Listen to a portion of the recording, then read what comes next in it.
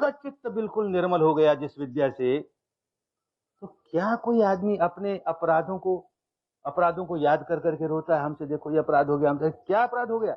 हो गया ठीक है, गलत हुआ हम भी मानते हैं, लेकिन विद्या मिल गई ना। मेरा कपड़ा मैला हो गया, किसी गलती से हो गया, अरे साबुन मिल गई ना, अब इसको साफ कर लेंगे, बिल्कुल निर्मल हो जाएंगे। पहले भी हुआ, आज भी होगा। ऐसे न जाने कितने लोग बदलते चले गए।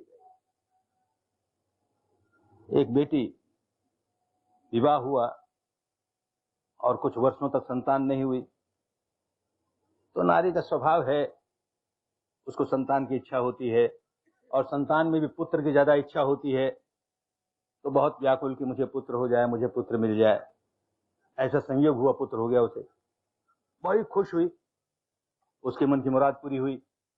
बच्चे के साथ बहुत उसका प्यार होना ही चाहिए, माँ का प्यार है, लेकिन बहुत आसक्ति हो गई।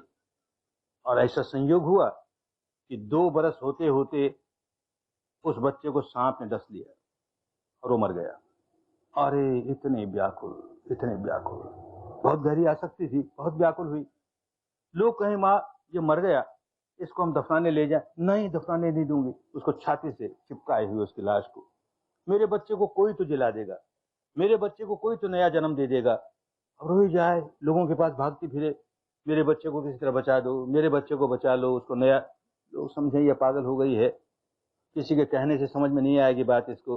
तो कहा देखो पास से भगवान बुद्ध का विहार है, और वो लोगों को नया जन्म ही देते हैं, जो सिखाते हैं उससे नया जन्म ही मिलता है। कौन जाने वो तुम्हारी कुछ मदद कर दें, चले जाओ।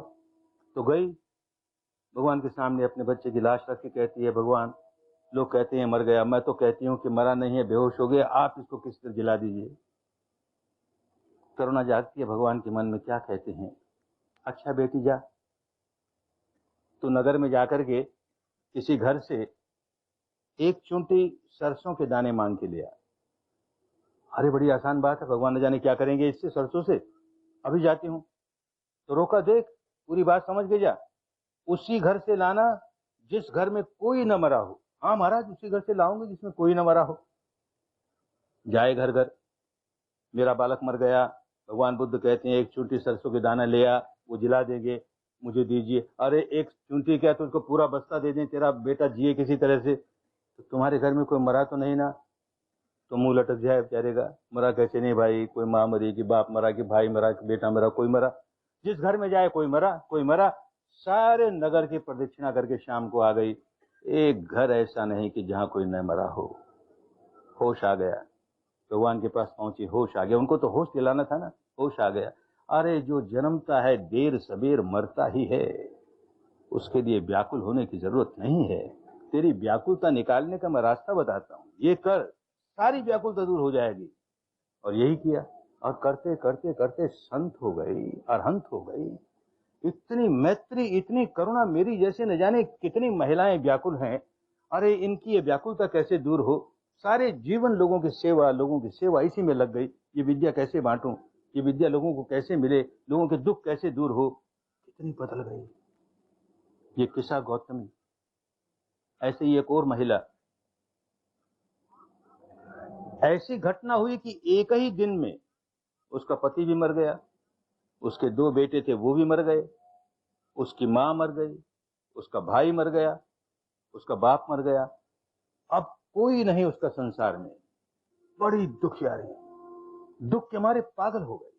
अब श्रावस्ती की गलियों में, सड़कों पर नंगी घूमती है, उसे होश नहीं है, बाल बखेरे हुए है, बाल नोचती है, बच्चे पत्थर फेंकते हैं, कोई गालियां देता है, उसे कुछ होश नहीं है।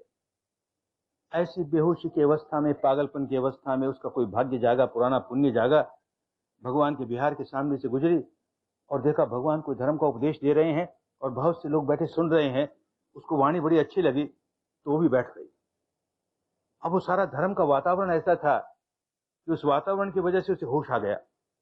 होश आ गया तो देखती है अरे मैं नंगी हूं, तो बेचारी बड़ी सकुचाई।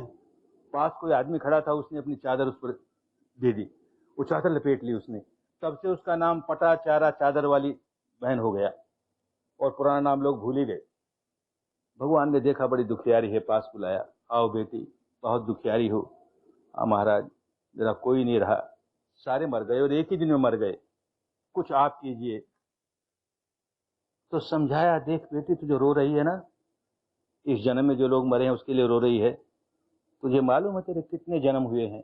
गिनती नहीं उतने जन्म हुए हैं, और हर जन्म में कोई ना कोई मरा है। तेरा प्यारा कोई ना कोई हर जन्म में मरा है, और तू रोई है उनके लिए। वो तेरा सारा रोना, सारे आंसू इकट्ठे करें तो एक समुद्र खड़ा हो जाए इतना बड़ा, और जो जो मरे हैं उनकी हड्डियां इकट्ठी करें तो एक पहाड़ खड़ा हो जाए। किसके लिए रो रही है?